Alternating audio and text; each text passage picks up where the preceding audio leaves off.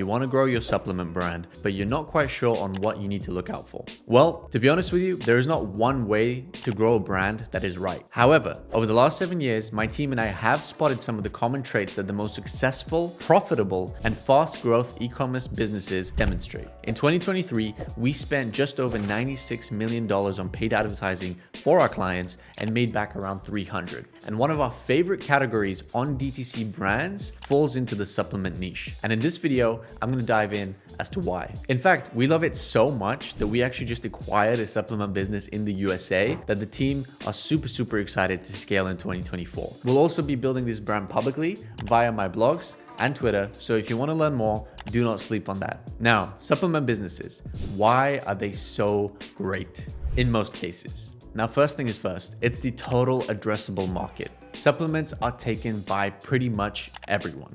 And no matter which region you're in, supplements will always be sold and will always have a demand. In fact, it's one of the fastest growing niches due to the fact that more and more people are realizing that the current modern diet no longer sustains the right minerals that the body needs due to things like over-harvesting. Now, my end point here is that supplements are not going anywhere anytime soon. Now, the second thing is that supplement businesses can provide one key metric that sits at the backbone of its profitability, and that is LTV. Now, I spoke about LTV a little more on my last video, so if you haven't seen that, go check it out. It was all about how we grew brands at different stages of their life cycle, so make sure to go ahead and watch that in case you did miss it. Now, LTV, lifetime revenue, is your brand's ability to get customers to come back. Now, when it comes to businesses that sell consumer packaged goods, CPGs, or anything that requires people to come back and buy again, their opportunity to scale on ads changes drastically. Now, earlier in this video, I did say almost all brands in the supplement space are great. Well, they're great when the product itself is actually good, which thereby means that you're going to have a good LTV statistic. Now, LTV itself is a metric that is great for profitability in the long term because it means that the customers that you acquire today will always come back and buy from you X amount of times in the next 30, 60, 90 days, or even longer. And that's one benefit of the supplement niche. If you have a great product, people will come back and they will be buying more when they run out. Now, the next bonus out of the supplement niche LTV is that it allows you to scale as aggressively and yet safely as you want, considering that you have a high LTV. Now, take this simple graph in front of me from one of our brands, and you'll see one thing. It's a brand that has a 254% LTV in 1 year, which is extremely good, by the way, and around a 31% LTV within 60 days. Now, I mentioned this before in my last video, but 60 days is the golden number when it comes to LTV-driven businesses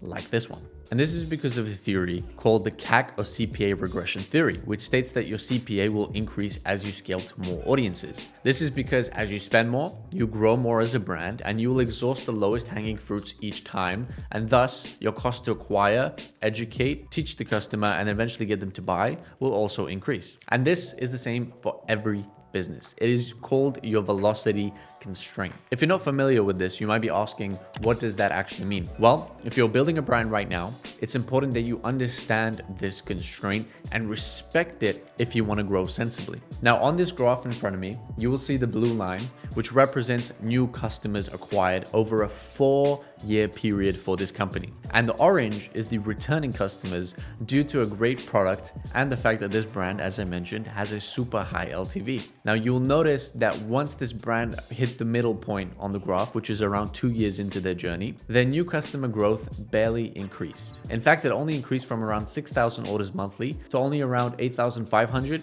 after 2 years. Now, that's a difference of 34%, which is not that aggressive or impressive for a 2-year window compared to a lot of brands these days. However, look at the returning revenue and how it compounds year over year. You'll see that on this graph, it becomes steeper and steeper, and the growth compounds month on month, year over year. And the point is that this is the power of LTV. And this is what drives most of the profitability for this company and companies just like it in the supplement niche that have a similar LTV. And that allows the company to grow at the scale that they do. Now, the reason for them not scaling ad spend for the new customer growth, again, is due to the point earlier. They hit their velocity constraint. Now, every brand has one, and it will hit it as they continue to spend more to acquire new customers. Eventually, you will hit a point where spending more does not equal more revenue, and it definitely doesn't equal more profitability. And it's up to you as the business owner or as the agency who's controlling this company's growth to understand and respect that velocity constraint. Now, if you want to learn more about what your constraint is to acquire new customers,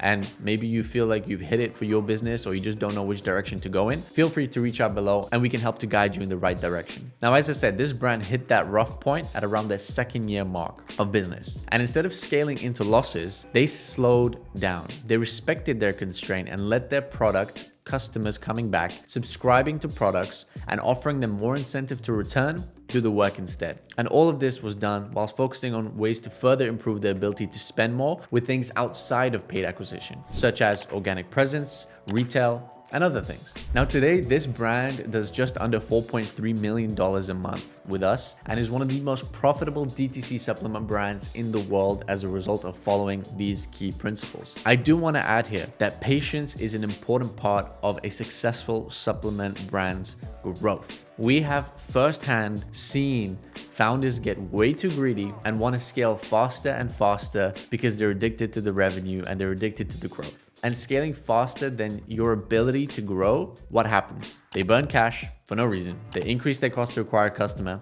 And in many cases, they exhaust their returning revenue too soon instead of letting it compound. And it dies out, it plateaus. So then they're put into a weird position where they have really high cost to acquire a customer and they don't have the same returning revenue, which is why it's really important to let your customers returning compound with time. Trust me, your brand will thank you for it. And it's one of the reasons why supplement brands are our favorite brands to work with if done correctly. Now, the third reason supplement businesses are amazing is the fact they tend to have really great unit economics. Well, I mean their margins. They're usually amazing. And as a result, they have so much more room to play with the brands when it comes to the offers that they create for their customers, the discounts that they can generate, and just simply their sheer ability to be able to afford a higher cost to acquire a customer and still, in many cases, be first order profitable. Now, if you have a supplement business, then I encourage you to make sure that you have the lowest possible back-end costs for your brand before you go out there and start to aggressively scale. And also ensure that you have a somewhat good LTV to facilitate that. Now, when you pair a great LTV with great business margins and your new ability to acquire customers on an LTV-based bidding system, you now have the perfect combination to scale your brand fast, profitably, and with certainty that you will have a lot of returning revenue coming back and returning each month. Now, this is given, as I said, if you have a good product. And after all, the best businesses are the ones with the best products. And that's why we love to grow, work, and invest in many of them. Now, if you have a supplement brand that is struggling, or you just simply are not quite sure on what you should be doing, what bids you should be setting, or even how to scale, or maybe what the right strategy is, don't hesitate to reach out to my team below. We do free audits for brands 24/7, and I'm very happy to guide you in the right direction. If you guys got a lot of value out of this video, let me know in the comments. It helps us grow a lot. If you were confused by anything, let me know, and I'll get back to you with more clarity. And if you learned something new today, then we always appreciate a nice like on the video just down below. See you guys on the next one.